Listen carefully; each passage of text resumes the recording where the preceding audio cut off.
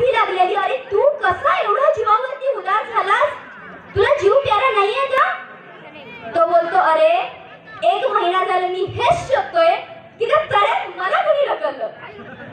मला राज्याची हाव नव्हती आणि असंच आजच्या या पिढीचं झालेलं आहे. राजा तर सर्वांना व्हायचंय पण रिस्क कोण घेणार? म्हणून असं पुश करणं किंवा ढकलणं गरजेचं. जोपर्यंत तुम्हाला कुणी पुढे या म्हणत नाही तोपर्यंत आपण पुढे जातच नाही. जसं मी फॉर एक्झाम्पल मी स्वतःहून माझी इच्छा झाली आणि मी माझ्या गावात काही कारणास्तव आले आणि एवढा छान कार्यक्रम होता तर नाही मी आली तर मला 2 शब्द बोलायचे. आणि खरंच शिवाजी महाराज हे काय राजा राणीच्या आणि चिवकाऊच्या गोष्टी ऐकून मोठे झाले नाहीत. मी पुन्हा एकदा इथं उपस्थित असणाऱ्या सर्व माता भगिनींना प्लस पालक वर्गांना वडील वर्गांनाही सांगते, इव्हन मी आवर्जून माझ्या आजीचं नाव घेते. अगदी रमेश अण्णांना माहिती आहे त्यांची मावशीचे. लहानपणापासून आम्हाला तिने एवढ्या वेगवेगळ्या गोष्टी सांगितल्या. इव्हन मी माझ्या मम्मीचं नाव कुठं घेत नाही कारण मला गोष्टी माझ्या वडिलांनी आणि आजींनी सांगून मला मोठं केलं. त्यामुळे थोडंसं माझ्या नॉलेजमध्ये भर पडत गेली. आणि असं नाही की पुरुषांनीच पुढे यावं मुलांनीच पुढे यावं. मला असं वाटतं की ह्या महाराष्ट्रातल्या नव्या देशातल्याच माता भगिनी कितीतरी उच्च पदावरती पोहोचलेले आहेत. अगदी छोट्या पदापासून राष्ट्रपती पदापर्यंत नव्हते सायंटिस्ट असतील किंवा अंतराक्षात सुद्धा गेलेल्या सुद्धा महिला आपल्या भारतीय महाराष्ट्रीय आहेत. तर आपल्या माता भगिनींनी आपल्या मुलींनाही असं प्रशिक्षण द्यावं. आज मी मुंबईमध्ये राहते. अक्षरशः लाठीकाठी असेल, गोळीबार असेल, कित्येक कराटे चॅम्पियन, थाई बॉक्सिंग, कित्येक क्षेत्रात मुली अग्रेसर आहेत. आणि मी जेव्हा येते तेव्हा आपल्या बिदाच्या बोर्डवरती काहीतरी नवीन पाहायला मिळतं आणि मग तेव्हा छान वाटतं. अरे मी जेव्हा इथं होते शाळेत तेव्हा हे काही नवीन नव्हतं एवढं, पण आज त्या मुली शिकतायत, त्यांना ते ज्ञान मिळते आणि आपले बिदाल गावचे नागरिक आता जागृत झालेत. कारण मी जेव्हा शाळेत होते तेव्हा माझ्या वडिलांना सांगितलं जायचं, अरे एवढ्या लांब कशाला मुलीला ठेवतोय. आज माहिती आहे ना किती विचित्र अवस्था आहे. मग मुलींना घरापासून दूर ठेवणं सुद्धा संकट वाटायचं. अरे नाही तिचं बघितलं ती कसं झालं काय झालं म्हणू. म्हणजे त्यामुळे मुलींच्या शिक्षणात आडकाठी निर्माण होत होती. तर खरंच मी सगळ्यांना कळकळीची विनंती करते की तुम्ही तुमच्या मुलींना मुलांना चिवकाऊच्या राजाराणीच्या गोष्टी न सांगता जसं जिजाऊंनी आपल्या शिवबाला महाभारतातल्या रामायणातल्या गोष्टी सांगितल्या. खरंच एक खंत वाटते. शहरातल्या गावातल्या जरी मुलांना विचारलं ना, अरे रामायणात राम होता बरोबर, रामाला भाऊ किती माहित नाही, कौरव किती होते माहित नाही.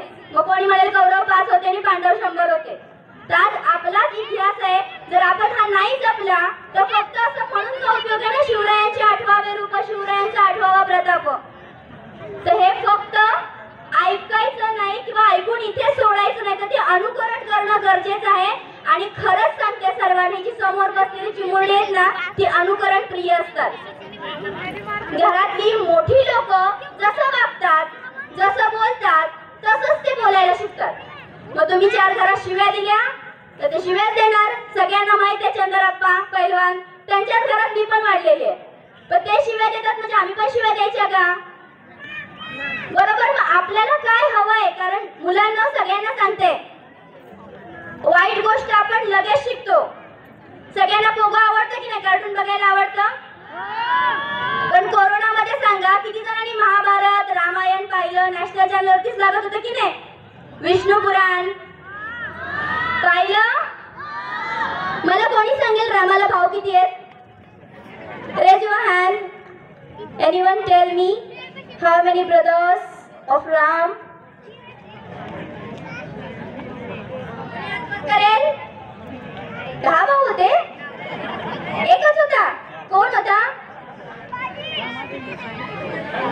हा सांग. 4 भाऊ होते.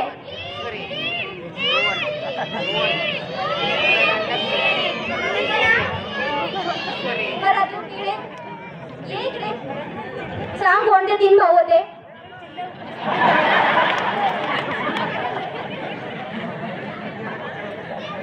अरे तू डेअरिंग करून इथपर्यंत आलास ना, मग सांग. हा तू सांग.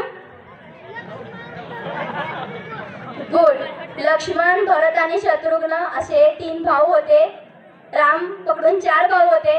पण सगळ्यांनाही राम लक्ष्मणाची जोडी आठवते कारण ऊन सावलीप्रमाणे कंटिन्यू सतत होते त्याच्यामुळे ते आठवतात. आणि भरताचं बंधुप्रेमही सर्वांना आठवतं. तर असं माझी सगळ्यांना कळकळीची विनंती आहे शिवछत्रपती रायांचा आपण उत्सव तर साजरा करतोच, पण त्यांचे थोडेसे गुण घेण्याचा प्रयत्न करा. जसं तो मुलगा पुढे येण्याचं धाडस केलं, तसं इथून पुढे सगळ्यांनी धाडस दाखवायचं. जर शिवाजी महाराजांनी धाडस नसतं दाखवलं तर आपलं स्वराज्य निर्माण झालंच नसतं. ठीक आहे, एवढं बोलून माझे 2 शब्द संपवते. जय जिजाऊ, जय शिवराय, शिवाजी महाराज की जय. भवानी. धन्यवाद अनिता.